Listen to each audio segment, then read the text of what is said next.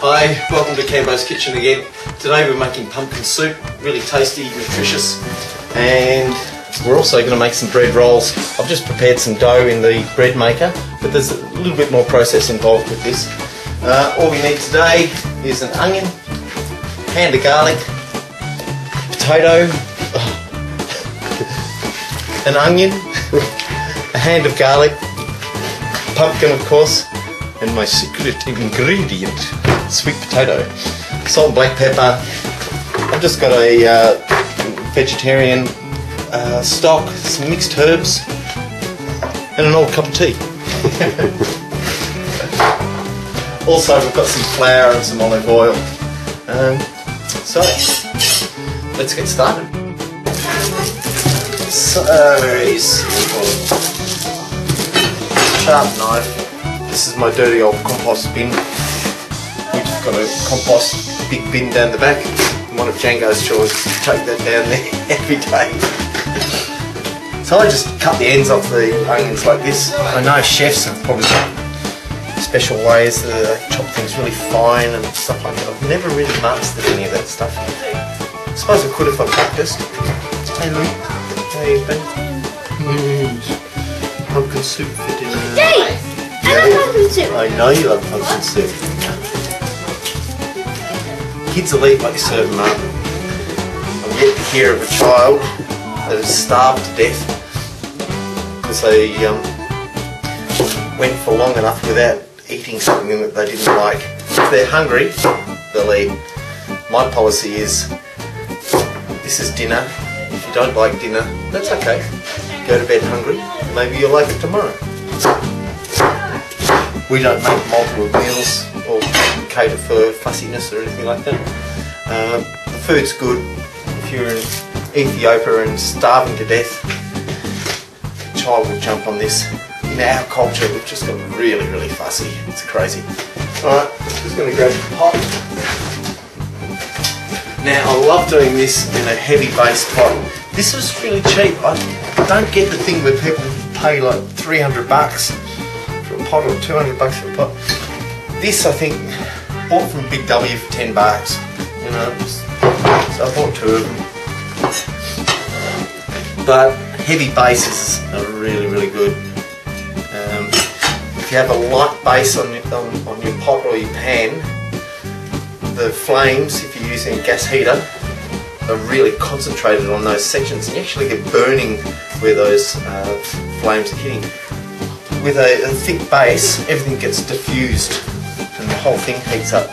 So what we're actually doing with this pumpkin soup too is we're going to be frying it first. My mum used to love baking the stuff with oil. So like, you know, you get baked sweet potato and baked potato all crispy and caramelised, and then she'd make the soup out of that. This is a faster version of it. I've put a decent amount of olive oil in there. Yep. Don't be skimpy. I reckon it was probably 2 or 3 what do you call them? Tablespoons. And you know, I like to use a decent olive oil. Get extra virgin. Alright. Next step, garlic. Once again,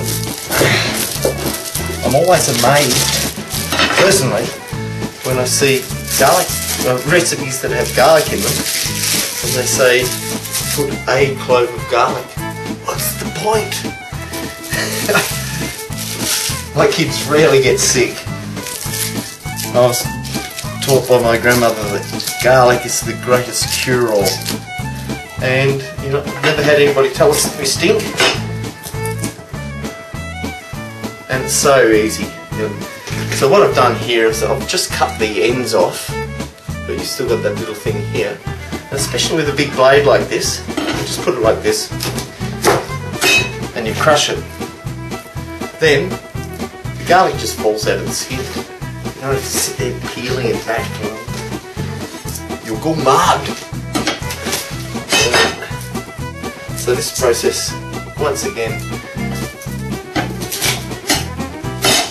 shouldn't take long. Yeah.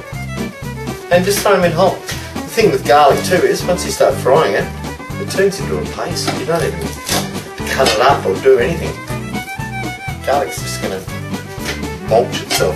And also with this recipe, we're going to vitamise it at the end anyway, so you know, don't worry if the onions are cut fine or coarse, or just chuck it all in. Okay, we're going to chop up first the sweet potato. Okay, now what we need to do with this is got to take the skin off.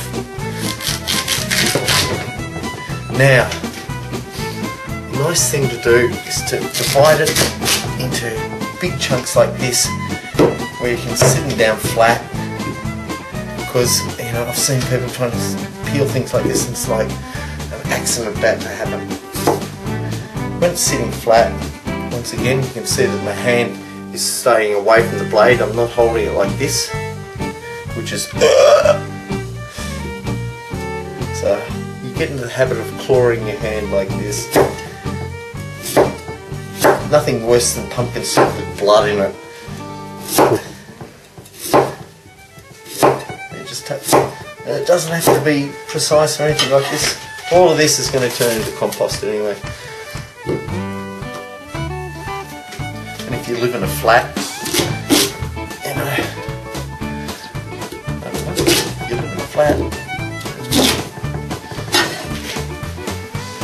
Is there something you can do about compost if you live in a flat? Sorry, maybe this show isn't for everyone, but yeah, maybe it is. Okay, I'm gonna cut. Yeah, I was just about to say something. Okay, go. If you do live in a flat, in seriousness, you can usually find that there will be some community garden or thing, and they are crying out for compost. Next bit, pumpkin. That's why it's a pumpkin soup. Normally I use a butternut, but they're really expensive at the moment, so I've just bought a grade, and that's the beauty of using the sweet potato. No matter what sort of pumpkin you use, sweet potato really gives amazing sweetness and flavour to it. And I've bought a whole one, and this is probably not recommended by everyone, but my way is take aim with a nice sharp cleaver and go, oh yeah! Because pumpkins are really hard, and I prefer not to have my hands anywhere near the knife. This gives me a starting point. Yep. I've got the pumpkin. Once again, we've created a flat face, and from that flat face, you can cut a lot more safely. Hand on top of the knife, wiggle it in, and once you've got it into quarters like this, you can take this and just cut that gnarly bit out. Now I reckon pop this size, pumpkin this size, take the seeds out of that. Try and just take the seeds out. They use a very specialised tool, very expensive, rare, hard to get hold of, called dessert spoon. So now we have this. Once again, we've got a thing that's sort of going to be a bit awkward to cut in this fashion. So find a flat space again, so it's nice and stable. Keep your hands out of the way. I've got my hands here, you might notice, not here. And you can work your knife in. The blade is stronger than the pumpkin. Now I've got another flat space. I'm going to be cutting off this one.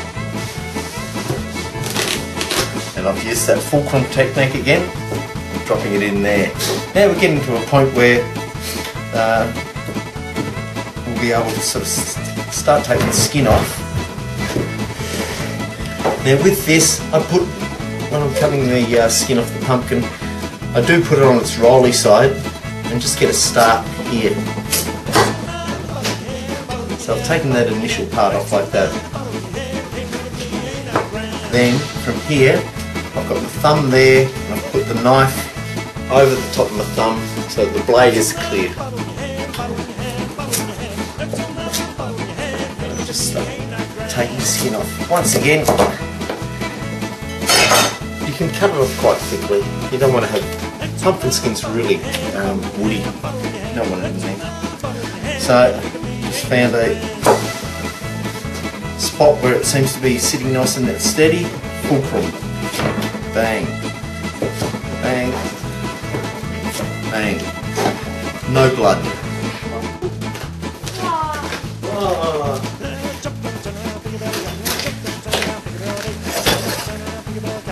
Because nearly everything in this house is high tech. One requires the old. Oh, this one doesn't like. So what we're doing here is just turning out on high heat. We've got the oil in the bottom, we've got the onions and the garlic at the bottom, and the potatoes and sweet potato on top. I'm just going to wait till it starts sizzling. And my fave, black pepper. Once again, I love black pepper. And because I eat black pepper in my food, I like lots of garlic, I like lots of black pepper. I'll put about this much in. I don't know, you know, I sort of sprinkle over the top. Now I need the wooden spoon. This particular pot is an enamel pot, so you need to use a wooden spoon. Don't use steel spoons on them, you know, you'll just keep ending up buying pots, or they end up looking like this. That was a Teflon pot once. It's been the victim of a steel spoon.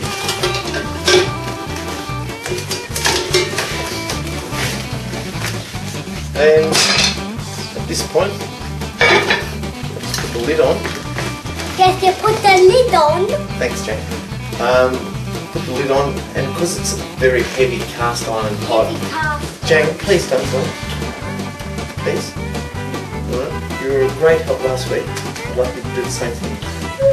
I didn't take it off.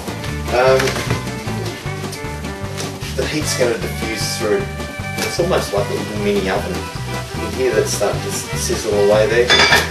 You leave that for 5-10 minutes until the whole thing starts, you know, feel the edge of the pot, or the top of the pot. It gives you an idea of how much heat's happening in there. What we're trying to do with this is caramelise the onion and the pumpkin and the sweet potato, bring the sugars out, and there's a slight smoky, slight sweet flavour that you don't get through just putting pumpkins or sweet potatoes straight into boiling water. This is a totally different flavour. It's really, really rich. If you don't have sweet potato, I've used a spoonful of sugar, you know, raw sugar or brown sugar, or no more than a spoonful. It's not a sweet dish, but the reality is these things like sweet potato do have sugars in them. You can replicate that. Why not cheat?